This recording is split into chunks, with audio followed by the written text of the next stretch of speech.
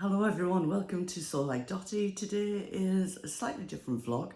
As you can see, I'm in a different location. I'm in France on holiday and I just didn't get this one recorded before I left. I was busy sewing all those outfits and you can catch up with those outfits, how they've gone together, how I've worn them on next week's vlog as well. So I'm Alison, this is Sew Like Dotty. If you're a regular subscriber, thank you for stopping by today. And if you're new to my channel, a very big welcome to you as well. So it's coming up to my 3rd anniversary of Sew Like Dotty, the YouTube channel. And I thought I'd do a couple of vlogs around that anniversary. So the actual anniversary one is coming up hopefully next Sunday. So I was thinking about what would I love to have known before I started sewing. Now I did sew when I was a child and a young adult, but then I returned to it 30 years ago. So this is more based around what I wish I'd kind of really known when I returned to sewing. And the other thing, if you're new to my channel, I'm quite kind of, well, I'm not lazy, but I skip through patterns. I don't always read them well. I'm a bit of a shortcut person when it comes to sewing, not necessarily with everything in my life. So some of these steps might be more because of that, but there'll probably be more. So if you've got more top tips, share them in the comments below. Okay, let's get cracking with number 1. I've got them all listed here, so bear with me if I refer to my list. So number 1 is press, press, press. Press as you go. And why have I put that on there? Because it makes such a massive difference to the quality of the finished garment. And why haven't I done it sometimes? That's probably because of the nature of where I was sewing at first. So now 3 years later, I do have a room where I can put an ironing board out and give this a real press. But at times that, kind of I was in the porch and the ironing board would have had to be up and down in the living room, and it was just a bit awkward sometimes, and I'm a bit lazy, like I said. But I think a real good press as you go makes a really big difference to a finished garment. So that's definitely number 1. Okay, let's head to number 2. So number 2 is stay stitching. And I think when I returned to sewing and pattern said stay stitching, it just wasn't a term that I was familiar with. And I kind of was like, oh, what? I don't really, what's that all about? So this is like the little stitches that you do around necklines and things just to stop them stretching out. But I soon learned that it was an important step to do. Not everything requires stay stitching, but yeah, it does. I should explain, I've kind of got puffy eyes because I've got a bit of hay fever and things, so I have bags under my eyes. I'm just looking at myself in the camera. Now you're all going to look at them, forget that. So yeah, stay stitching, definitely follow what it says. You don't need a small stitch, a nice big stitch, but it does make a difference. It might be, if you're making something that's sleeveless around there, on a bias, whatever it is, if the pattern says stay stitching, let's do it, yeah? So following on from that, number 3 is understitching. And this was a real like, what's that all about for me? Understitching. So like this dress doesn't have a facing on, this is just a sort of self-drafted dress, but this is particularly kind of underfaced. There's lots of places when you're putting pockets in, and stay stitching really does make sense when you put the words apart. Stay stitching, it helps it stay where it's going to finally be.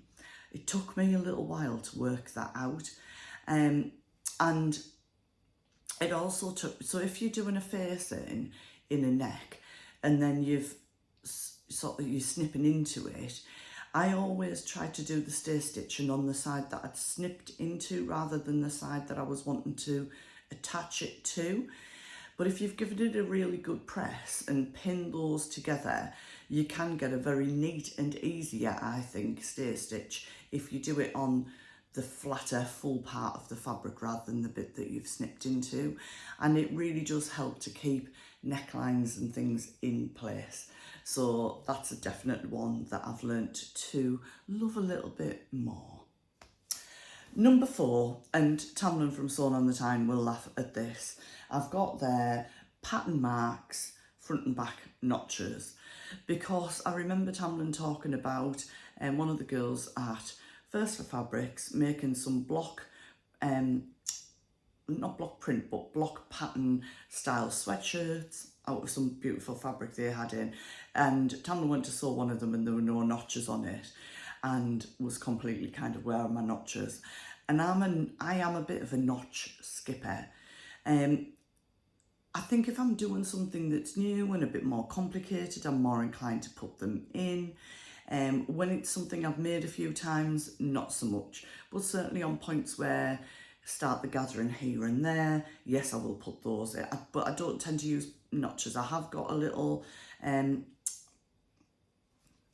what's that meant to be? Like a little pattern notcher, which I don't think you're supposed to use in fabric, but I do. I like that.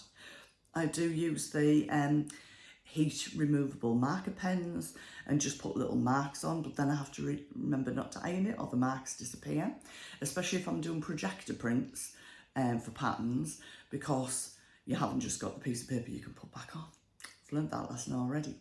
I do tend to mark like the back of, particularly of sleeves. Tops you can usually tell which is the front and the back, but particularly with sleeves, I put a couple of fabric clips on. I know other people put safety pins into the fabric. Maybe I've got some masking tape I'll put in, or you could use washi tape, things like that. But yeah, I think if it's a new to me pattern that's not something that's dead straightforward, I do put them in. I was brought up in an era of tailor's tacks, so I was taught to put tailor's tacks in. I hated doing them even then, but they do make sense to me on patterns. So sometimes when I see those on patterns, there's a bit of nostalgia and I'm like, oh, it's a tailor's tack, I know what that's for. But yeah, put your markings on there. It will make things simpler. I think the theme is follow what the pattern says, don't do what Alison says. So number 5 is a bit different. So it's taken away from patterns and fabric, and it's what I've known about sewing is it can be quite isolating. Now, I think at times it's nice to have that peace and quiet. I know certainly for my mental health, I do like that I can just go in a room, put some tunes on or something on YouTube or Netflix and lose myself for a couple of hours and just let all my thoughts go out of my head. And that's really helped me in the past. But also as a hobby, it can be quite isolating as well. And so there are, particularly in the UK, I'm not sure about the rest of the world, there are lots of fabulous sewing socials out there. A chance to go and probably do half of the sewing you would do at home in that time, but a chance to do lots of chatting, making friends, kind of what's that fabric, what's that pattern, what have you been making, I'm stuck on this bit, can anybody help? And there is a directory on Instagram somebody set up which has sort of all of those that people have suggested to them, but there are lots all over the country. I don't know where they all are, but you know, certainly in the UK we've got lots of local Facebook groups, so you can bet your bottom dollar if you go on there and ask, does anybody know where there is one, somebody will know. Or you know what, if there isn't one, have a go at setting one up. It's very easy to do. Get together with friends, and it's good to have a bit of company as well and share ideas. So number 6 is I often get asked by people, where do I go to learn to sew? And there are classes available, but sometimes depending on your location, they might be difficult to access, or they might not work with your availability around family and work. And sometimes not everybody's comfortable going to a class on their own. So I often think of classes and courses as being at colleges and things, but often I did it for a couple of years. It's just a person who knows how to sew and they're just passing those skills on to you. So keep a lookout on social media maybe for those, or again in local sewing groups you could ask. For me personally, I use YouTube a lot. So I feel like there's a lovely YouTube community of sewists and sewing YouTubers, and I am a member of a vlogger group that's for generic vlogging tips for using YouTube. And interestingly, just yesterday somebody said, how do you feel about commenting on a channel that's on a similar topic? Would that be frowned on, and straight away I said not in the sewing community. We all share, we have a sewing vlogger group, we all chat with each other, we get support and ideas from each other, and we all comment. It's a beautiful community. So likewise, as a sewist or sewer, whatever you want to call it, or dressmaker, there are lots of terms. Check out Instagram, put hashtag sewing, hashtag dressmaking, anything into there, and there are loads, thousands on there. My Instagram is so like Dotty, so you can search for that, and then there are a lot of people I follow that you might want to look at as well. And I will put a list of vloggers that I tend to generally watch, but I watch a lot. So I watch quite my style of vloggers a lot, like chatty, as if you're in a room with somebody, you're having a coffee together, you're talking about sewing, what people have made in their week. And I pick up a lot of ideas for patterns, you know, and I'm talking about, I watch people who are all different shapes and sizes, people who, they might pick up a new pattern and I might think, oh, I don't think that one's my style, but it's still interesting to see how it looks and it fits on them, and what alterations they might have made, or certainly people who like the same sort of fabrics as me, so fabric hauls, things like that. But you've also got a whole breadth of techniques, and I use those all the time. So that might be how to insert an invisible zip, how to sew a buttonhole, how to anything, you name it, for a technique, how to apply bias binding. Just put that into YouTube and there will be hundreds come up. So when I started sewing swimwear, I did that, just search for sewing swimwear. There were loads. Now sometimes I might put a technique on and kind of think, oh, I'm not sure where I'm getting it off that. So I'll go to another one. My learning style is a visual learner and I'm quite kinetic. I like to watch and do.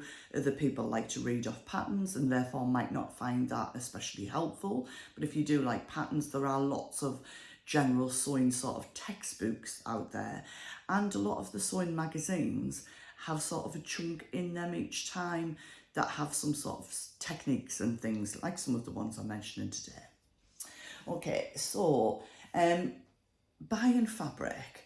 Now buying fabric online for a lot of us can be quite tricky. I certainly know when I started I was kind of like, well, what is that? I don't really know what that fabric is. I don't know what fabrics I used to use years ago. I think maybe I used viscose, but I didn't really understand what viscose was. This dress is a viscose chalice, so it is viscose, but it feels a bit like a very light cotton, so I do like to sew with a viscose chalice. But equally, I've got some viscose chalice that creases a lot. And it is, if you can go to a fabric shop, brilliant. I even managed to find one in France yesterday. I'll pop a little sign up, but it didn't have a lot of rolls then. And I wasn't looking for it deliberately. Why do I feel like I need to justify that? I don't know. Anyway, back to what I'm talking about. So buying fabric online, my suggestion is if you've got ready to wear items in your wardrobe, have a look at what the label says. A lot of dresses with a bit of drape and movement will be viscose.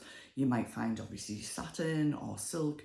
I tend to stay away from things with polyester in because I just get too warm in them. Obviously you've got like cotton mix. There are hundreds of different types of fabrics out there, and particularly with something like viscose, you could order 100 different pieces of viscose and they would all feel very different.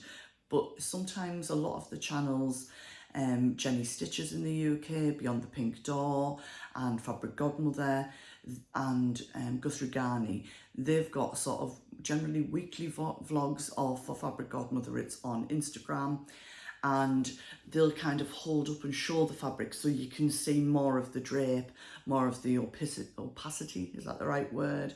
And also maybe they're talking about garments they would make with it, so that's useful. But also if you watch sort of chatty vloggers, you will find those things on there. So some of the channels I watch, I'm just going to name a few, but I will drop them in the comment. You've got Ruan, which is the Yorkshire Sew Girl. You've got Beck, What Beck Sews. Tamlin, I've mentioned already, Sewn on the Time. Julie sews her own clothes. You've got Adele at Sew for Serenity. You've got Angela at Devon Thread Tails. And you've got Helen at Stitch Rip Repeat. You've got Vicky, the fibro sewist, Sarah from Sew Sarah Style, Emma Sews, and Karen Sews Slowly. And there are thousands more vloggers. Adam Sews, I've missed him off. There are thousands of people, but that way you will also see fabrics. So they might be holding up and talking about fabric that they've got. You might not like that colour or that print. That might not be the design for you, but you will start to understand more about the right fabrics for the right garments as well. And of course on patterns, it does always say recommended fabrics are, so that will lead you towards the right fabrics. That doesn't mean you can't do them in other fabrics, but I would always say go with the recommended fabrics first before you want to try out other things. So number 8 is also a question I get asked about a lot, which is how do you know what patterns to make for you? For me, it's quite an easy answer. It's know your style. So I did get caught out with this when I first returned to dressmaking. I would see a pattern, I would see somebody make it up and I would think, oh God, I absolutely love that. And then I'd make it. And while I was making it, I can remember making a shift dress thinking, why am I making this? It's very straight up and down. I'm quite curvy, and it doesn't mean if you're a curvy person you can't wear a shift dress, but it isn't me. I wouldn't be comfortable in it. So before I'd even finished it, I was like, what am I making this? Why am I making this? And actually that's happened to me fairly recently, and I've been able to flip it over into something else that's cut and ready to make. And if you don't know your style, just go out to the shops. Go to like a big shopping centre or mall, try a few different things on, take some pictures of yourself in the fitting room, get a bit of an idea of what suits your shape. That might be different jean shapes, it could be swimwear, it could be dresses, whatever it is, and that will give you an idea. But most of us are already wearing things that suit our shape, generally, before we start to make our own clothes. So if we just open our wardrobe and take a look, you'll get a good idea of what you would like, and then you can look for patterns that are similar. A good website like the Fold Line has a lot of different pattern styles on, and you can do a really good search in there. And there is a Fold Line Facebook group where you can type in any suggestions for this. Likewise, you've got Style Arc, who also have a good Facebook group now. So if you're looking for a style of pattern, you could drop that into there.